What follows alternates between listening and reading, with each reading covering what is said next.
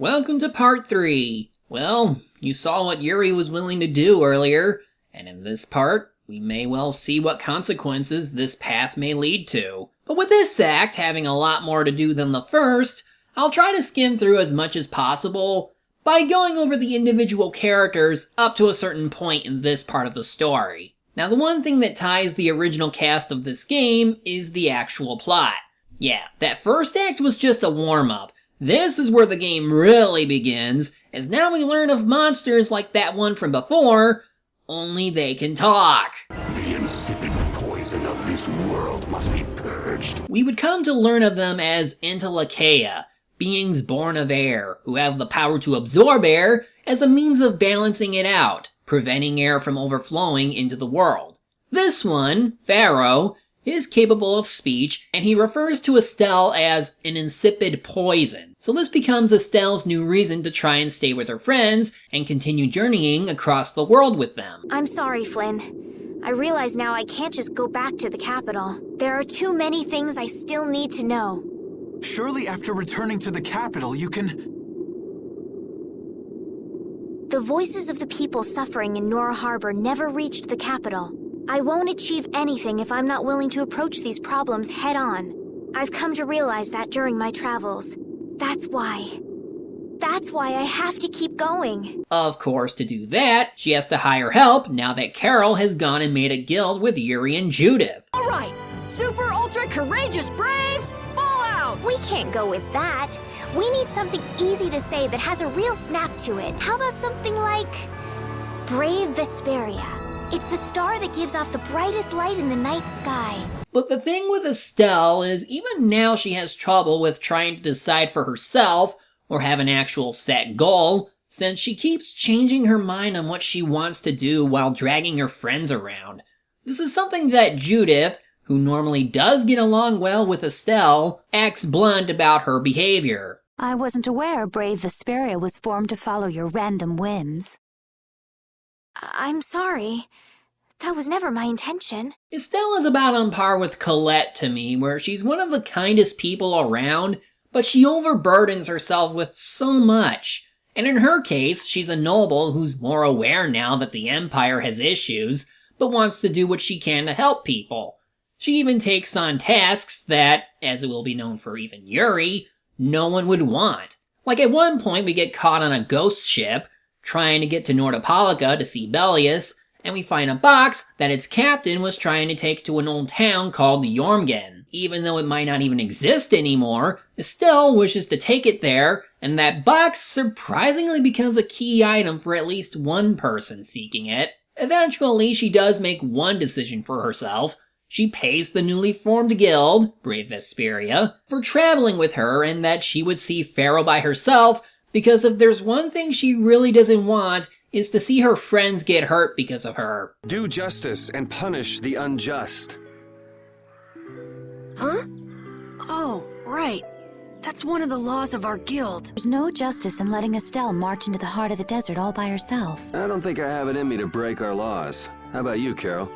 Right! Though where I think I start really caring for her well-being is after everything that happens in the desert. Such as when we go through it to find some missing kids as parents, and we get attacked by some otherworldly monster. We get saved by what appears to be an Entelecheia that we encountered before, and we end up in Jormungand, the town that should not be, but according to Duke, technically exists still. And he reveals what is inside the box, a clear seal crystal, aka an apatheia. Neither I nor humanity have a need for such a thing. Whoa! What are you doing? Hold on a sec! The apatheia bring only chaos to humanity. They are better off returned to air. I guess. Of course, we just don't know where they come from yet. So we end up going back to Nordopolica to meet with the guild leader of Palestrale, Bellius, and learn that she herself is an Entelecheia, who was around during the Great War 10 years ago, and was said to have instigated it. I never exceeded that which my duty as an Entelecheia required. I was not a mastermind of anything. I have to know, What exactly is the child of the full moon? Pharaoh called me an insipid poison, but what does that mean? I know not whether your fate may be swayed by such knowledge, but... Bellius, listen. Judith? Is there something of which I should be aware? Pharaoh is... What the hell's all that racket? At last, we found you, Antilocheia! Leader of monsters! Origin of evil! Great timing, assholes! Well, to sum up this portion, the Hunting Blades believe that the real leader was taken hostage by Bellius, not knowing she is the leader. And during the struggle, she gets injured, so Estelle goes to heal her, but... What can this mean? She reacted to Estelle's formula? But this is... So the incredible healing power actually hurts Bellius's kind, and after being forced to kill her, she has this to say. Worry not. You were thinking only of saving me. Power corrupts, but you are different. Never lose that kindness, the compassion you so readily show to others. Now, go to Pharaoh. If you would learn of your destiny. Wait! No, I beg you, don't go! Bellius, farewell.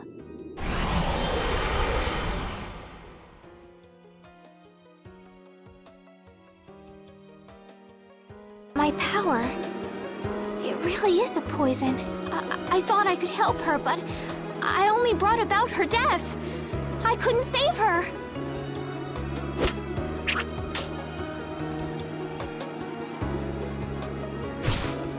What are you doing?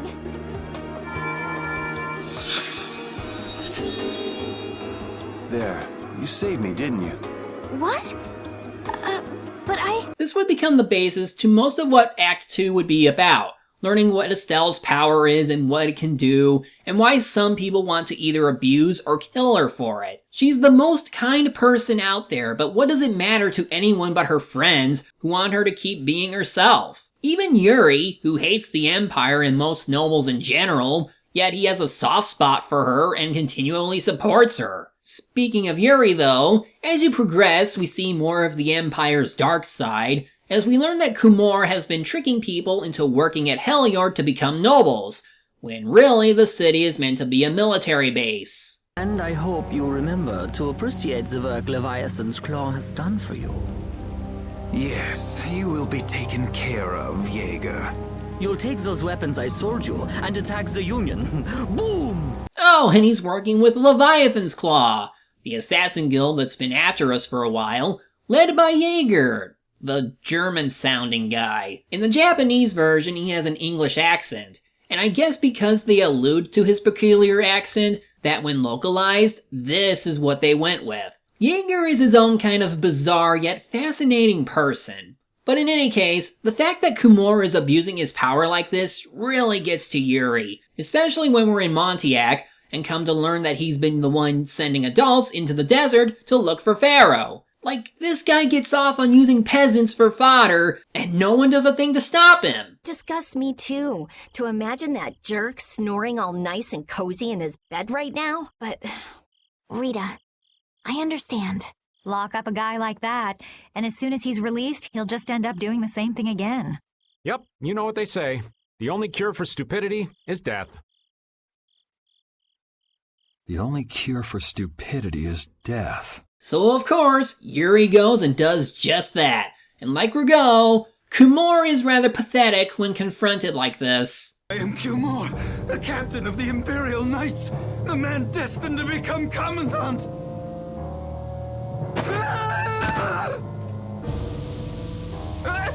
I beg you, spare my life!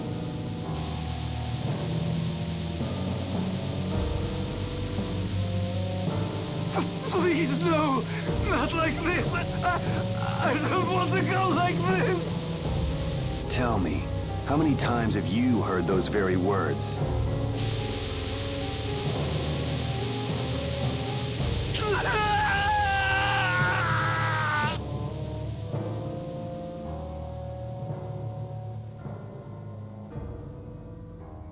Yuri represents the kind of vigilante who believes in dark justice. Since villains tend to get away with crimes due to technicalities or faults in the system, so he has to go against it to carry out his own sentences. With how blunt the game is in showing just how evil some of these people are, you naturally want to see them get their comeuppance in the end, and Yuri's one of the few main protagonists who would actively kill people instead of trying to reform or spare them, like Lloyd or Luke would. But this also makes you worry that he'll go too far, like when Flynn asks what he'll do if he were to become just like Rigaud or Kumor. You do away with me like you did Rigaud and Kumor? Huh? What is he?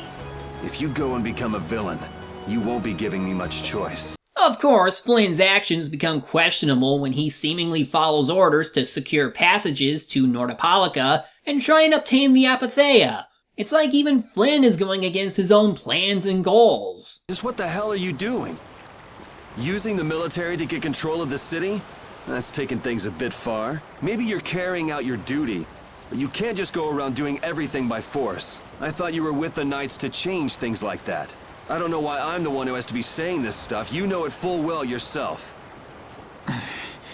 Cat got your tongue? I mean, how's this any different from what I've come to expect from the Empire? We know these two are good friends, and we don't want them to have to fight each other like this, but I think even he's afraid he'll do something regrettable by going down this dark path. Of course, he does a lot of things that no other person would want, like he's willing to shoulder the burden of everyone else's problems, since they're the kind of people who should never be what he is. It even affects Karol's growth, since it was because of Yuri that Karol gained the confidence to start up a guild in the first place. And for what purpose? And then someday we'll follow in the Dawn's footsteps and protect Dawngrest ourselves. That way, I can show him my gratitude for all the years he's defended the city. Of course, there was still a sense of childlike nativity in him, since he tends to not know everything about running a guild. Despite being the boss, he does seem to have an idea on what to do, but later on it becomes apparent that responsibility can take its toll on him. Though it starts with Judith. Judy, as you would see, is rather quiet about her intentions, even for things she did earlier, like with how she attacked Estelle. She's almost like the female version of Yuri in needing to carry out some kind of burden that no one else would have, while also having a bit of a fun side.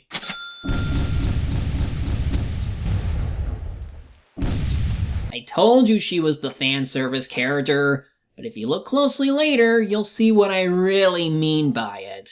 Oh, and Estelle plays along too because... yeah. But anyway, Judith knows things about the Entelecheia and what they do, but doesn't reveal everything right away. She certainly knew about Bellius, but didn't think to tell Estelle that her power can hurt her kind beforehand. But she knew of how kind Estelle was to not attack her again, but her duty of destroying Blastia comes up during the escape of Nordopolica, and well... What are you doing? No! Stop! Why would you... This is the path I have chosen.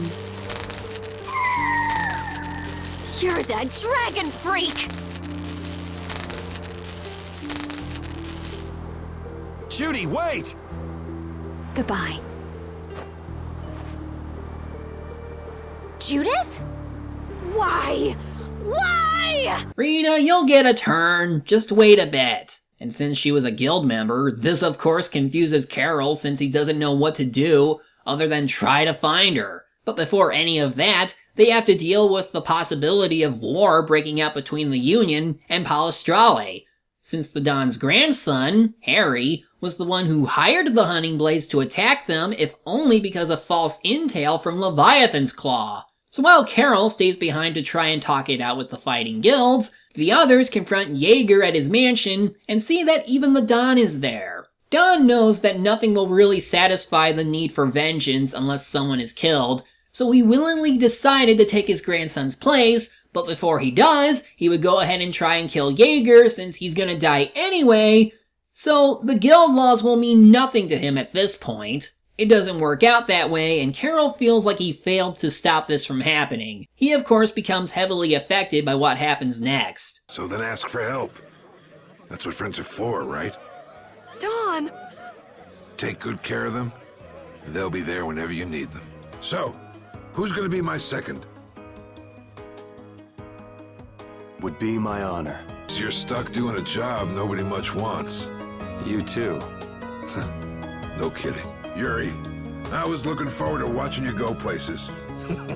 I'll make sure to save you a spot in hell. I don't think they'd let me into the hell you're going to. I won't forget that attitude, boy. Listen up. You all gotta stand on your own 2 feet from here. There's a new age coming, so get out there and make it for yourselves.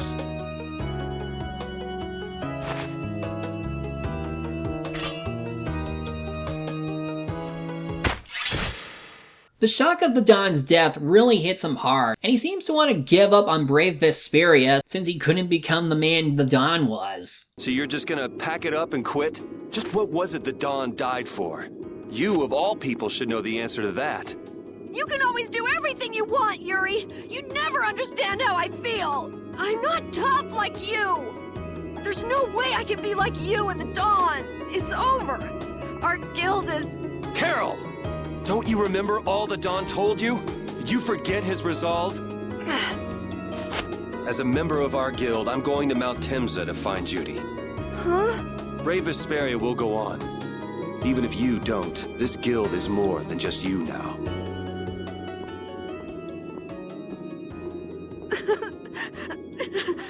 I don't want to run away. I don't want to, but... But Karol does find the resolve to return to his friends in wanting to keep the guild going and learn what it means to protect others and for others to help him. While Karol is known for being comic relief, he does grow a lot as a character and matures in his own way. I mean, later, after getting Judith back, he decides that whenever someone breaks one of their laws, that the guild should punish themselves and start over.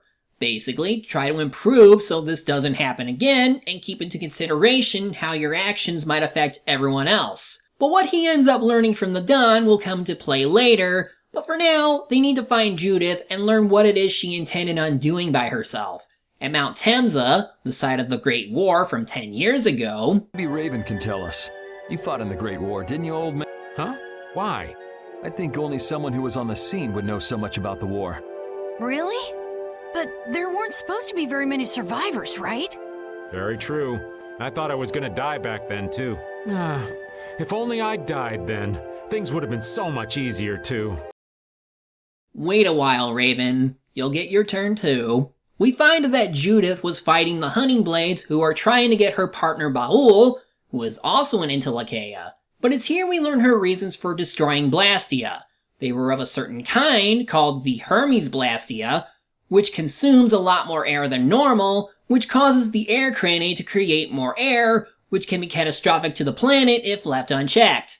Which is why the Intellikeia fought the humans who used them. As it would become revealed later, she was doing what they could not with their numbers the way they are now, and destroy any Hermes Blastia that used up that much air. She was saving the world on her own.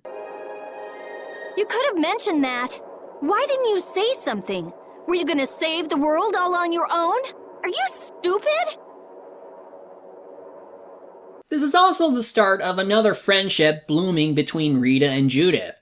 Both of them have trouble expressing their feelings and had trouble trusting people with certain issues, though Judy's is more on a higher level of urgency, and so between these two they start understanding each other more and learn to be more open about their feelings towards certain things. Rita loves Blastia a lot and admits that if she were the one who made the dangerous Blastia, she would have to do something about it. She wouldn't want to destroy them though, which does come into play later when we do have Hermes Blastia about, and she does what she can to make sure no one can use them. But she almost gives up at one point and nearly succumbs to destroying one. Can't possibly what? Fight them all off? Do you have no faith in me? In us? Succeed or die trying, wasn't it? We won't give in. Rita, do what you can and save that Blastia. Aye, we're gonna do our best. We're going to fight them all off, so hang in there. You guys... It's not easy to hold to a certain belief, but that's why you rely on others to help you. Having faith they can pull through in the kind of tasks you can't do by yourself, which is something everyone seems to learn at some point in this game. You see more of it through skits and side quests, which many are missable with how progression works, so you may miss out on titles or arts that you get this way. But there's plenty within the main story that you can still connect with these characters and their struggles. The overall plot is more like a journey through the world to better oneself and seeing the kind of people who live there that wish to improve it or destroy it. In the way of antagonists, we've seen from the corrupt side of the government, and while the next one is also from that, we've yet to establish the endgame antagonist, who will be bigger than all of that. Last thing I want to cover before plot, since Repeat himself doesn't have any character arcs other than learning his past and side quests, and Ravens is part of the story this video will cover, it's the inclusion of Patty.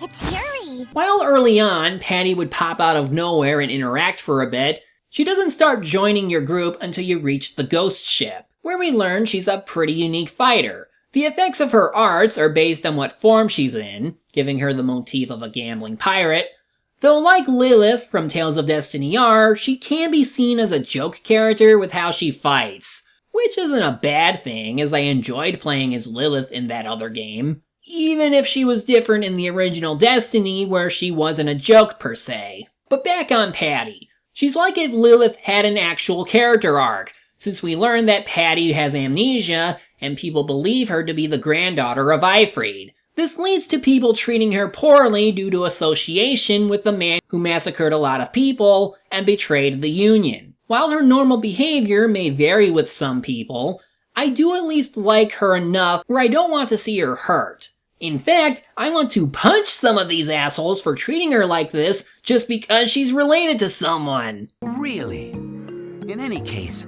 the blood of a coward who would attack ships while feigning to protect them runs through your veins. I can't even begin to guess what's running through your head. However, I do feel that her inclusion in this game might have been handled a bit sloppy, since a lot of the time when she's in the group, that they feel the need to remind us that she's part of the group. Oftentimes it feels natural and doesn't derive too much from how scenes originally played out, and without it ruining the mood. But then there are times where she says something and it doesn't feel right.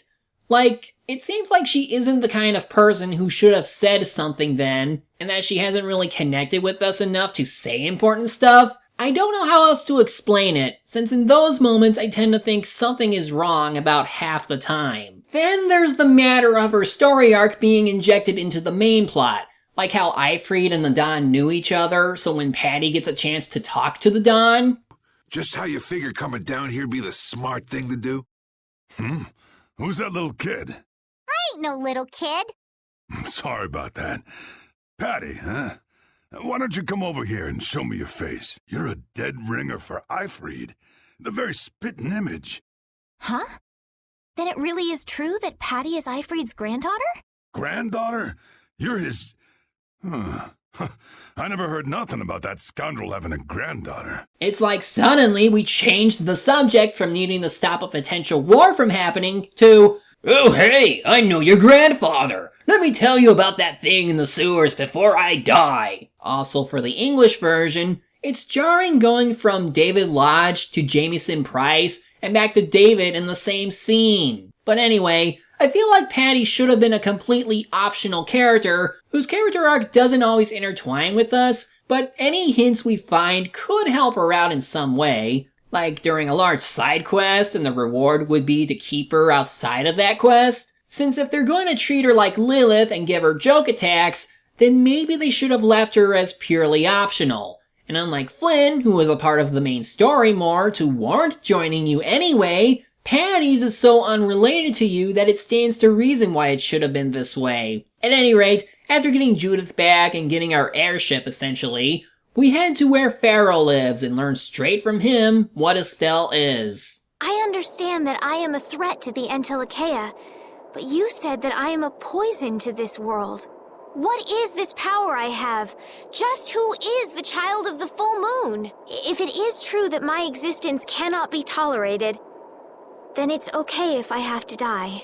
But I at least deserve to know why it is I have to die. Earlier, Estelle told us a story about how this one child left the planet to protect everyone and became the star known as Brave Vesperia, while their siblings stayed behind and was considered a child of the full moon, which is what the royal family descend from. So basically, her power stimulates the air cranny more than any Blastia in the world, which means that every time she uses that power, she endangers the planet more, which is why Pharaoh wants her dead. For the planet, such an existence can only be called a poison. So you just wipe it out then? Little quick to judge, aren't you, Pharaoh? This problem concerns the entire planet, and she is its cause. To do nothing would be unparalleled folly. If the problem's with Estelle, then it's for us to solve. That's right. We can't let anyone else handle it.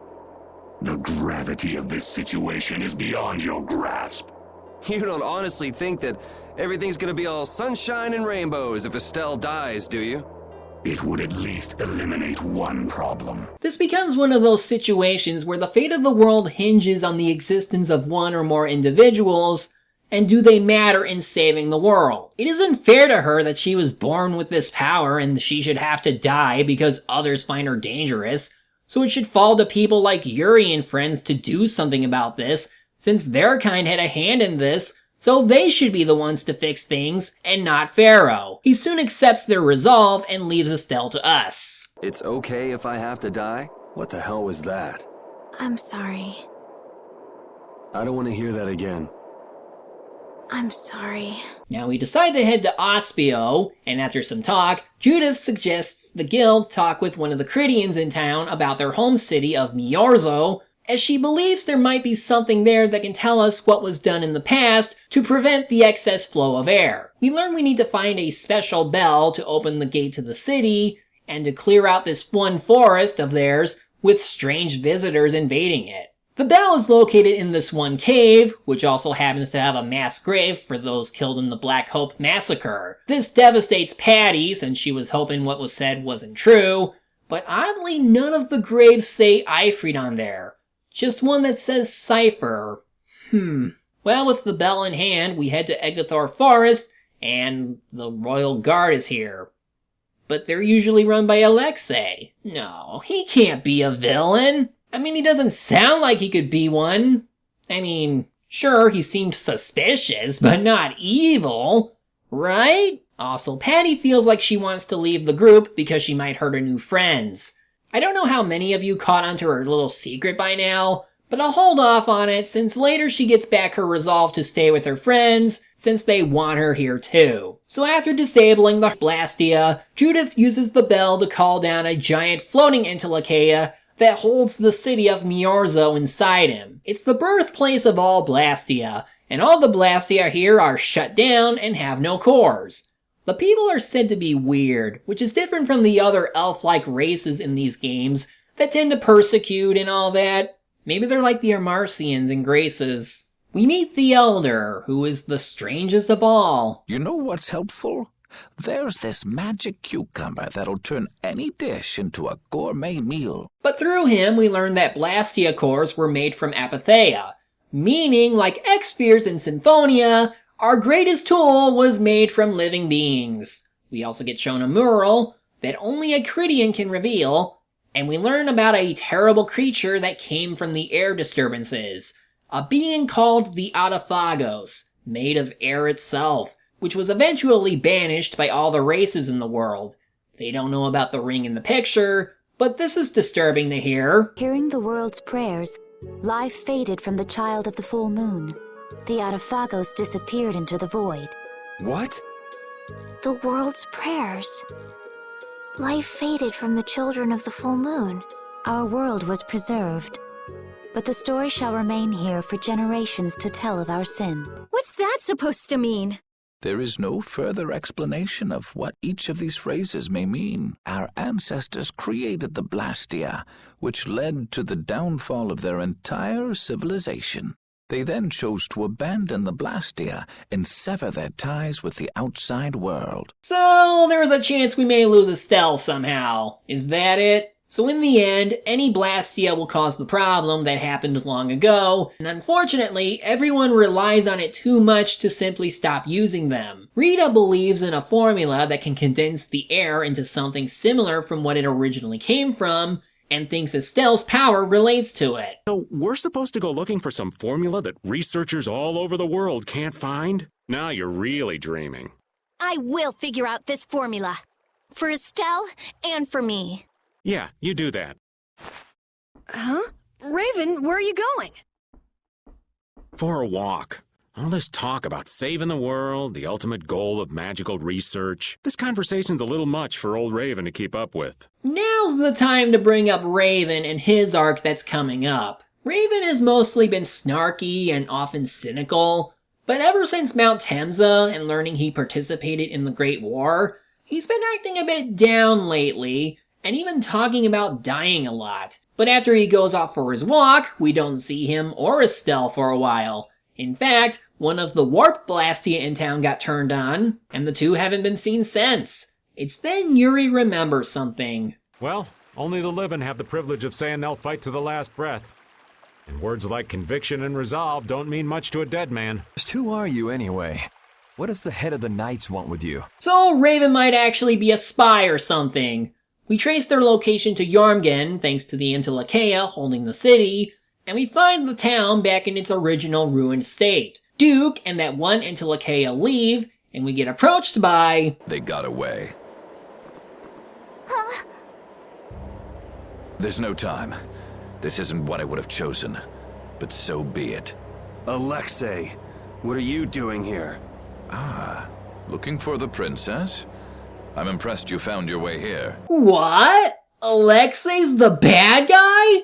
But he sounded so nice! I don't know what could have given that away! So yeah, he has Estelle, and as Flynn and his brigade arrive, we see that he's going against the Empire and planning to do something drastic in this one ruin. Which Jaeger and his two twin assassin girls tell us to go to, since they're not going to stop us for some reason. Yeah, he fought us once in Heliord, yet even when hired by Alexei, he doesn't seem to want to stop us now. Flynn admits that everything he's done was on the faith of Alexei and not Eoder, because he believed in his ideals for prosperity, but unfortunately he ended up becoming the one pulling the strings to everything that's happened with the Empire. So of course, Yuri tells him it's fine and that his guild will handle things, but Flynn asks to come along as a member as well, which isn't quite what happens, but otherwise he's with us again. As we arrive near Bakshin, we find the large Imperial machine that was seen back in Dongrest, the Heracles, attacking this one Antilocheia that hides inside the ruins.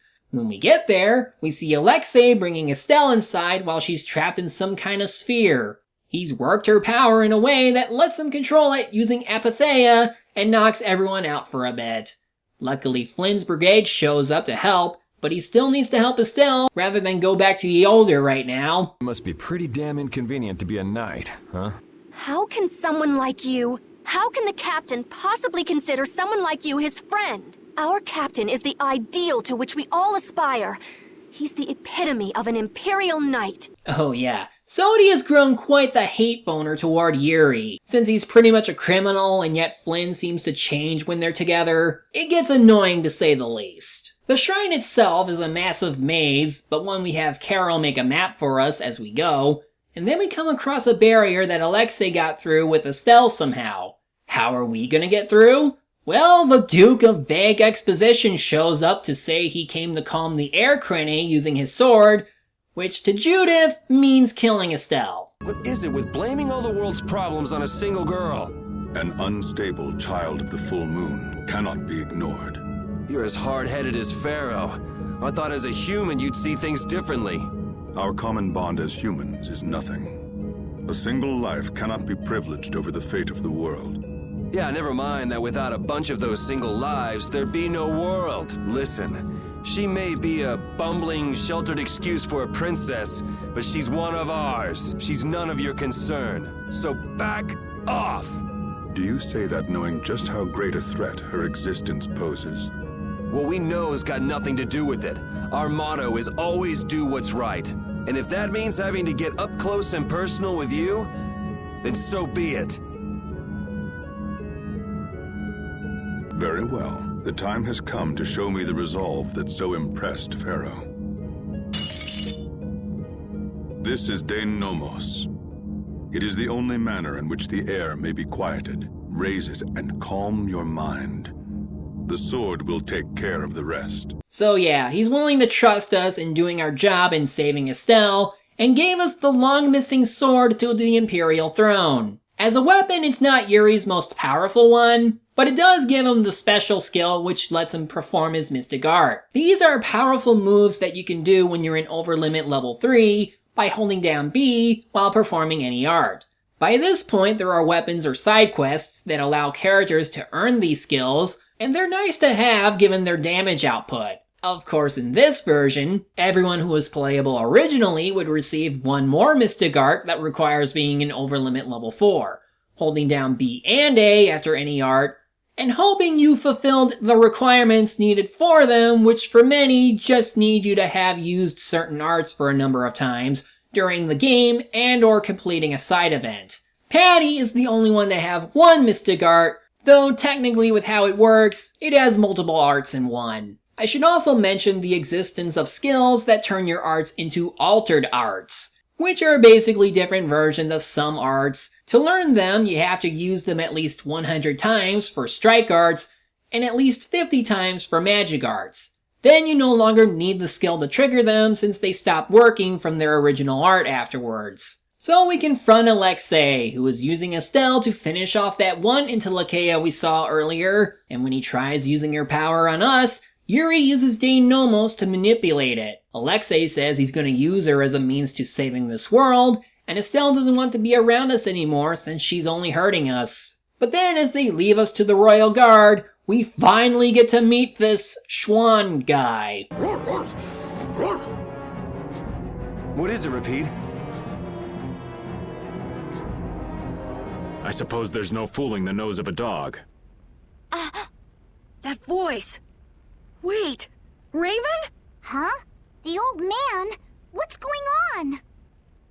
Yep, Raven was actually that one knight we saw this entire time. This would explain this bit here. Attention! Yes, sir! But how does that explain his desire for death? Well, after a long fight with him, Yuri tries striking him down. But... I would have thought such a blow would be the end of me.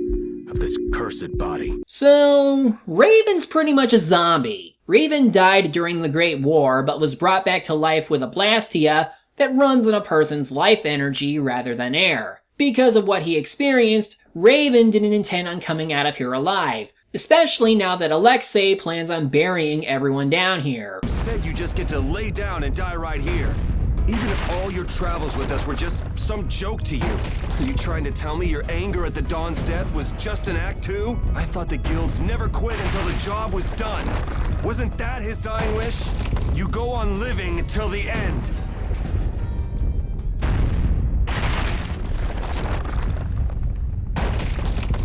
Man, you really can be a downer sometimes, you know that? Though I think Raven's development works best when you see his side quests, which most of them occur long after this event.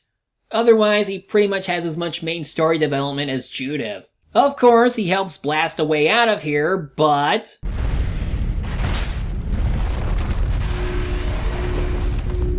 Oh! If you use your Blastia like that, the condition you're in, you'll... I can't keep this up forever. Get out of here.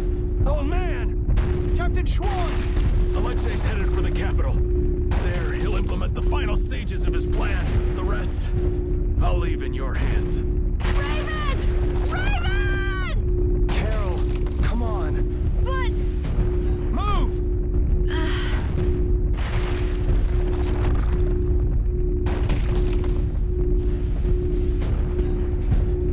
Must be getting soft in my old age.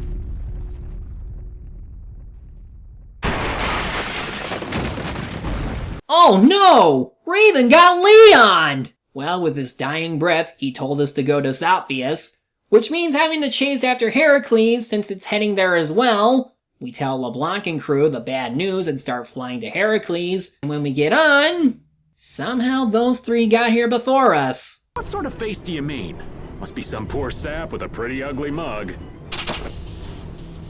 Raven! Okay, even if they managed to dig him out, or he came up on his own, that still wouldn't give them time to get up here like we did. Either way, he's ready to face punishment for the betrayal earlier, and Yuri gives him just that.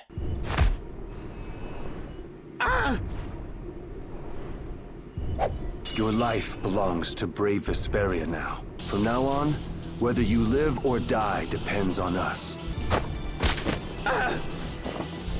This is your punishment. Thanks, Judith, darling.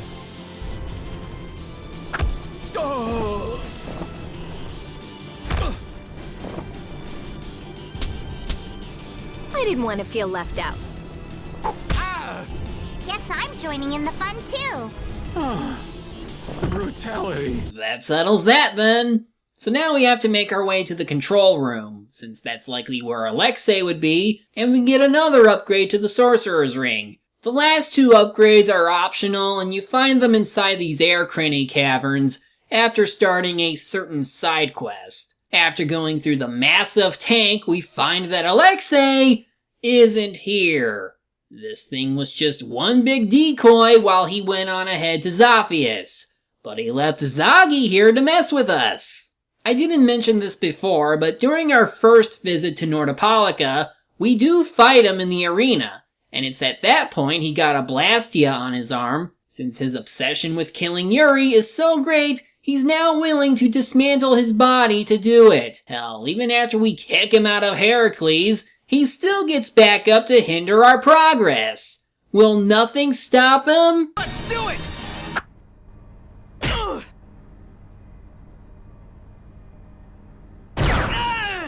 Oh, what a lovely little scream he made. Apparently he can. It would be very bad, yes, very bad for business indeed if the Empire got too big for its britches. So business motivates your actions. Okay. Just before entering the engine room, since Heracles can't be stopped, Flynn gets called away by his brigade since they need him to help with another method to stop the tank. And right now, the air is overflowing because it's about to fire its main cannon. We disperse the air to keep it from exploding, but the cannon starts going off anyway. Luckily, Flynn is on it.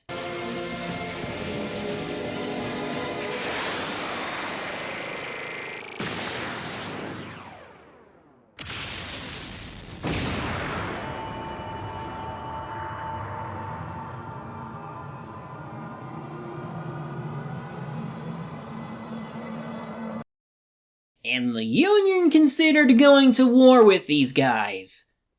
Crazy bastards. Well, with Heracles stopped, we can fly out to Zaphias, which by this point is starting to act up since the air is once again going out of control and the barrier is on the fritz. Despite this, Yuri and the others try to rescue their dear friend.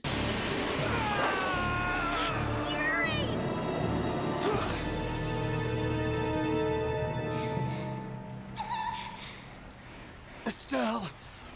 Please, I beg of you. Before I cause anyone any more pain.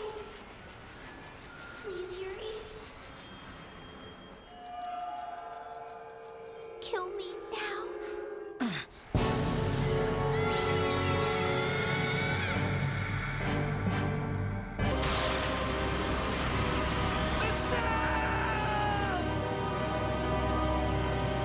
We survived somehow, but Baul is badly injured and our ship is damaged.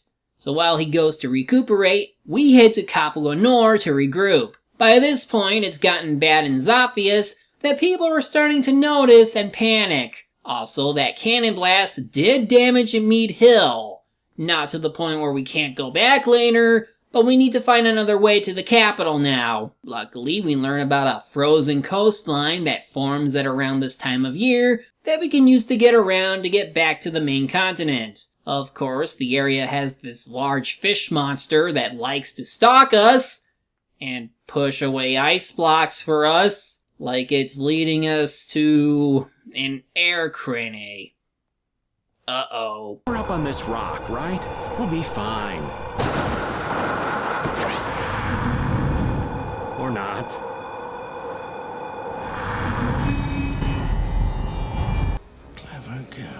Yuri knocks Karol to safety and urges him to run, saying there's nothing he can do, but Karol is determined to save his friends, even when he isn't able to really fight back on his own. No, it's alright. You guys are all here with me. Karol, don't! You're all right behind me, so no matter how bad I'm beat up, I can't lose.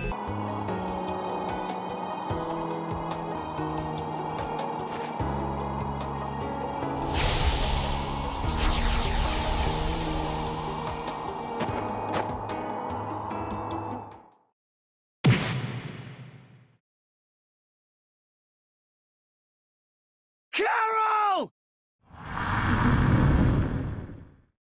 How did he? You're mine!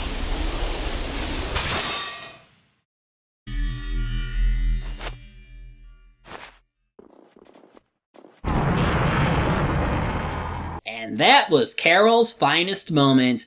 I'm so proud of him. After the fight, he collapses from exhaustion and we have to carry him. Of course he did earn this one. Karol, you're awake, aren't you? No, I'm not. Ugh. You dirty child. At least he finally understands what the Don meant about having people to help him. But when we get to Halor, he really does collapse from exhaustion and we have to go to the inn to rest. Lots of refugees from Zaphias are here and everyone is given free rooms, paid by the Empire. Thanks to Yoder, who made the call to evacuate everyone and treat them, since it's his duty to help people. Sadly, it doesn't seem like anyone from the lower quarter made it, because some of the rich people were snobs, which upsets Yuri, of course. So to think no one in the upper areas helped them is concerning. They're still worried about Estelle, and we all plan on going together once we come up with a plan. Well, Yuri seems to know what he wants, but before he goes, Yoder asks what he tends to do about Estelle. The Knights may have to... You're aware that defeating Alexei may not be enough. That's not going to happen. Because you'll do it yourself? Flynn told me about you, that you always try to carry far too much on your own shoulders. You can tell him that we'll be just fine without the help. But why? I thought I told you this isn't your concern. That sword. Perhaps you are just the person it was waiting for. Keep talking, and I'll try it out on you. You talk tough, but you know he's right. You do far too much. You're not Superman. But luckily, after arriving at that one spot where Yuri taught Estelle to cook, we finally get to see him get what he deserves. Idiot! Huh? What the? You brain-dead piece of crap! Hey, hold on a sec. You trying to be some stupid lone wolf or something? Lone wolf? Wait, Save the excuses for later. Huh? For now, you can drop dead. Whoa! Such excitement. Hey there, sunshine. Still living? Maybe. Well, it looks like you're awake now. How nice. Do you really understand what has to happen after this? You're the one who doesn't understand! Karol. You can't... This is one thing you can't just do on your own, Yuri! What were you trying to prove? How far did you think you'd get without us? Yuri, even if you leave us behind thinking you don't need us, we're still gonna search the whole world from top to bottom until we find you. What it boils down to is, it's no fair keeping all the fun and glory to yourself. Yeah, after all that talk about listening to the Dawn, about asking for help and relying on friends, Yuri is the only one needing to take his own advice. We run into Flynn, who is about to invade the capital with his army, and he knows that Yuri might have to kill Estelle, and seems to have accepted that possibility. And Flynn seems to have realized something. What is a law? What is a crime? Where is the line between right and wrong? After much consideration, I came to the undeniable conclusion that such a clear distinction cannot be made. Even now, my belief that we all need laws hasn't changed. But even so, I cannot bring myself to call you evil. That's why I hoped that we could make a world where we wouldn't have to keep repeating the same mistakes. Yet look at what's happening now. Essentially, while it's fine to have laws, whether something is morally correct or morally wrong isn't defined by just those things. It comes from experience and seeing things the way they are. And if something is wrong or broken, you do what you can to fix it. When people are suffering, often it's okay to step in, even if a law says otherwise. It just shows that things need changing so bad things don't happen anymore. People in society have the capability to change, even if there must be some kind of action to make people aware. For now, though, they spot a whole army of battle machines, which are all called murder, like Blade Murder, Guilty Murder, and Perfect Murder. Enemy names in this game are weird, so Flynn decides to rally the troops so he can buy Yuri time to get to the castle. I will not force any of you to fight, but if you share the same spirit as I do, then let us fight this battle together!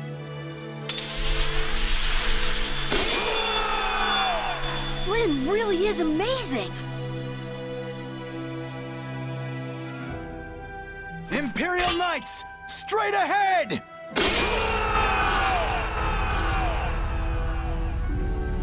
Let's head for the capital. So we get there, and of course it's chaos with how much air is affecting things.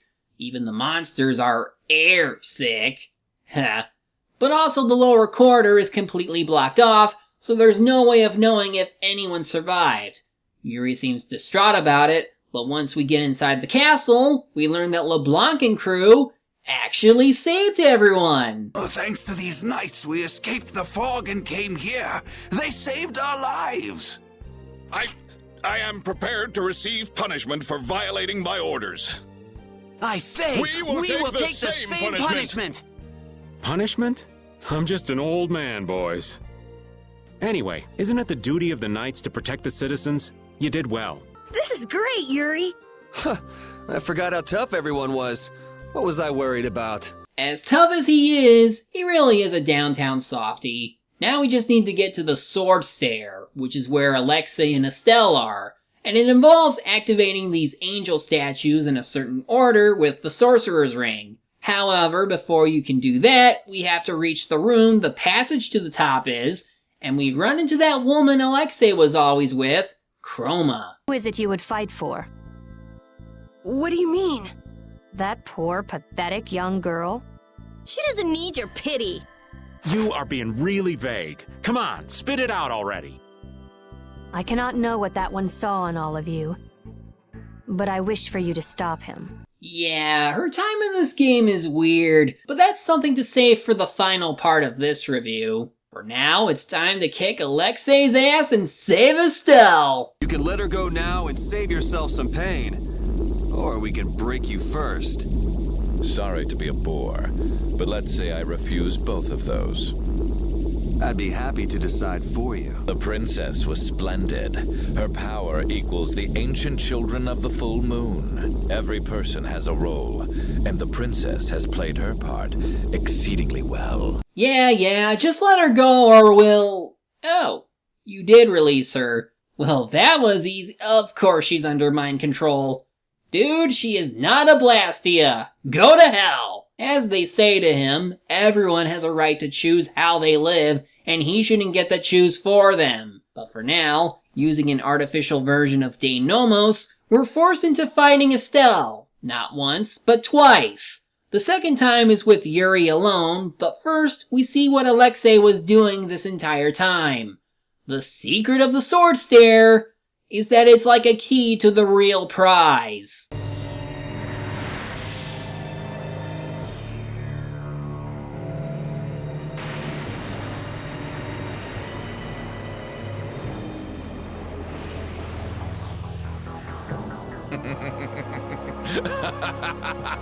Success! At last I have done it! Behold, the greatest remnant of the ancients, the enduring Shrine of Zalde, the ultimate Blastia, which once obliterated the catastrophe that threatened our world. So if what he said is true and Zade is a weapon, then he must really want to subjugate the entire world. Granted, he's sort of like Mictran right now, where he's just a tyrant wanting world domination, but maybe we'll see exactly what motivates him. However, now we have to finish things with Estelle.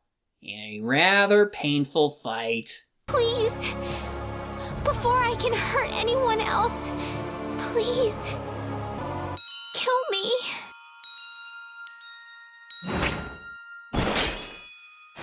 I'll set you free. Yuri! Yuri!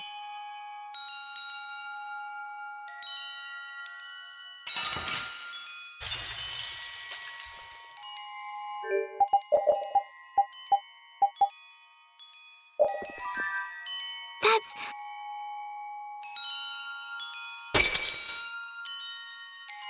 How do you think you're doing? No more, please! Do you really plan to die here? You think it's okay to die?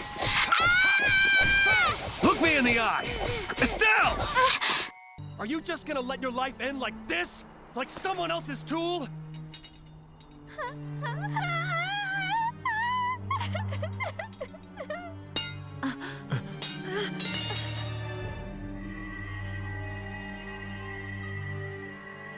I want to.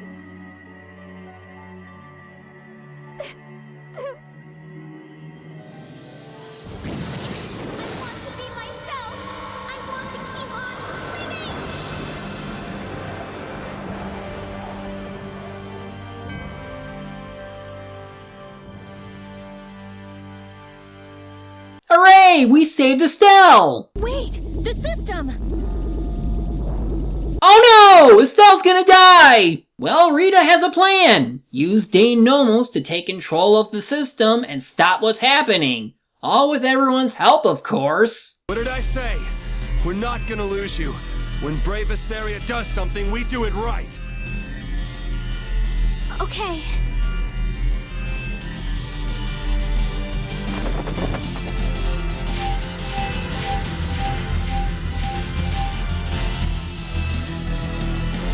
Yuri, the sword!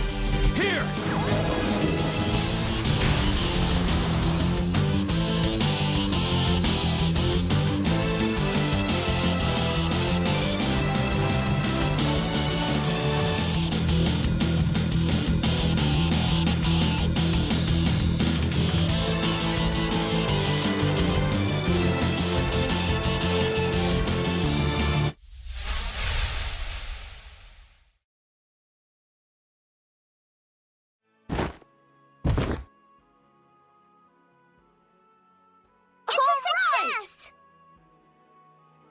Welcome back. Nice to be back. So once things start calming down, we talk about our next course of action while Yuri and Flynn talk about how both their sides helped each other out in some way. It's said that Eoder will be given all authority over the Empire, and Flynn is now promoted to Commandant. Like this is the day before the final battle, we hear everyone's thoughts about what's about to happen, but more importantly, Rita is doing her best to free Estelle from the Barrier Blastia system so she could leave the city if she wanted to. She succeeds, meaning Yuri can use Dane Nomos again. However, until they can figure out a way to solve Estelle's power problem, she doesn't want her fighting. But guess what? She comes anyway because everyone's fighting to save the world, and she wants to be part of it as well. Flynn and Eoder come to see you off, and while Flynn and his knights would show up later in the original, here it seems Eoder has something else to say. As soon as the knights are ready, I will send them after you. You should be able to entrust your men with that much. Besides, are you not the one who desires most to settle things personally with Alexei? Your Highness. I, Eoder Argrios Hirasane, hereby command you on behalf of the Empire, Imperial Knight Flynn Shifo. Join forces with the Guild, brave Vesperia, and stop Alexei. Yes, sir. And thus our party is complete. However, while we now have all 9 party members, this is not the point where Flynn stays forever. We have a whole act to go before then. It's also at this time I would suggest doing any side quests you may otherwise miss out if you complete the next dungeon, which I don't have filmed, but you can easily find guides for this. But one notable quest you can start involves the Fel Arms. Like the Devil's Arms or the Catalyst Weapons, these are special items that aren't extraordinary now, But after you've beaten a certain boss, after getting all the weapons, their full power will unlock. For some reason, even though you need to get the weapons that Patty and Flynn use, the game still references that there are 7 of these things in existence. So, Zade is the water temple of this game since you have some controls to raise or lower the water level. There's only a few rooms that do this, so it isn't too bad, nor is this that long of a dungeon anyway. Partway through, we see Leviathan's Claw members, meaning Jaeger is here. And guess what? Yeah, oh yeah, I will show you the way. To hell that is! Just which way's the wind blowing with this guy anyway? Have you forgotten, my pretties? We are still sworn enemies, you know.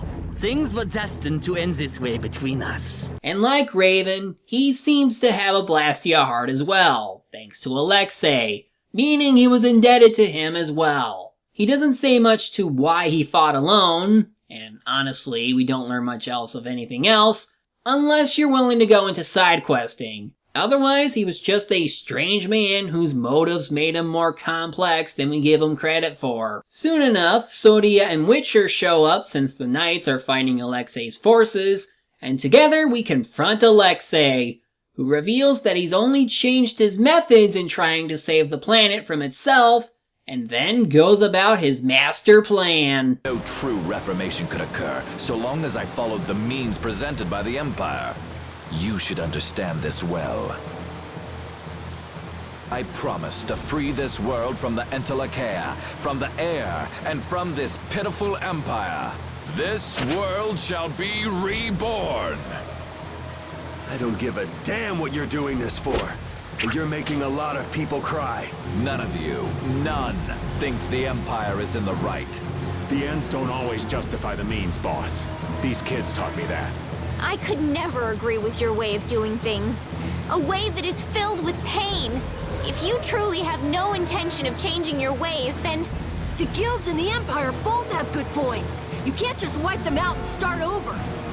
Using force will surely breed resentment and contempt. You do know that, don't you?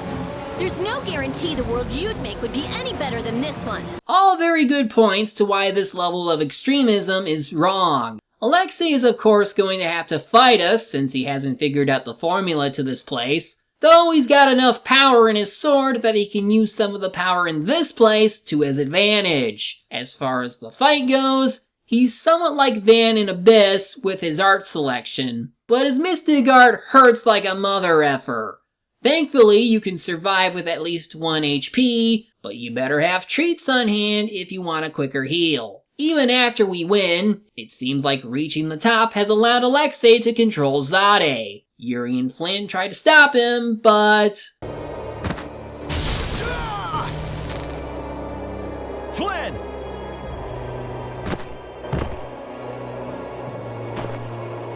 Captain!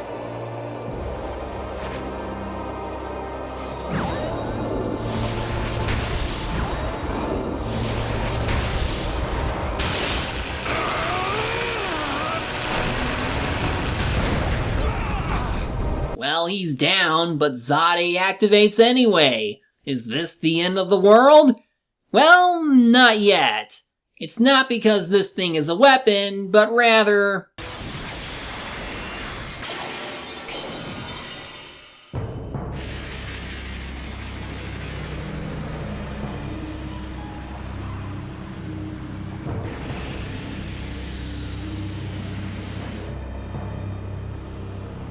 It was keeping the giant octopus monster from eating our asses. That's basically what Zade was, meaning Brave Vesperia Star was actually part of a system to keep the massive air monster from coming to us. Alexei had no idea this was the case, so ironically, in his attempt to save the world his own way, he has just doomed us all. No one can escape its doom.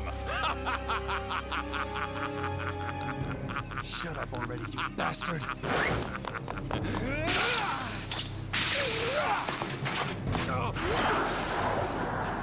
It seems in the end that I was the greatest fool of all.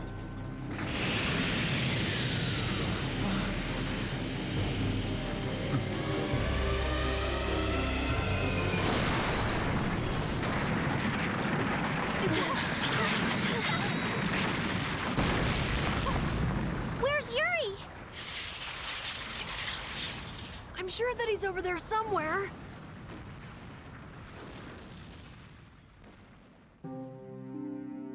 The Autophagos disappeared into the void.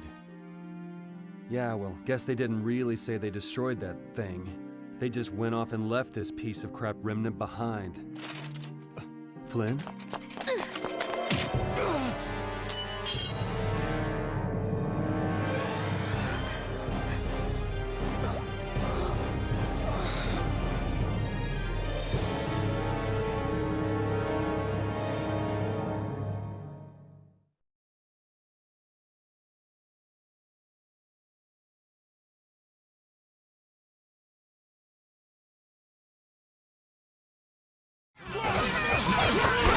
That's a fate! Who'll show up?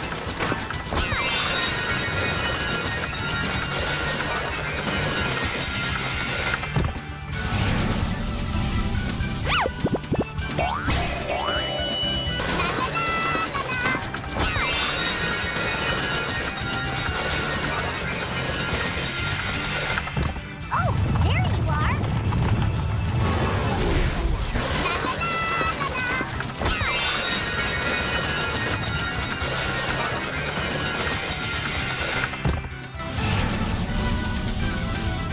are!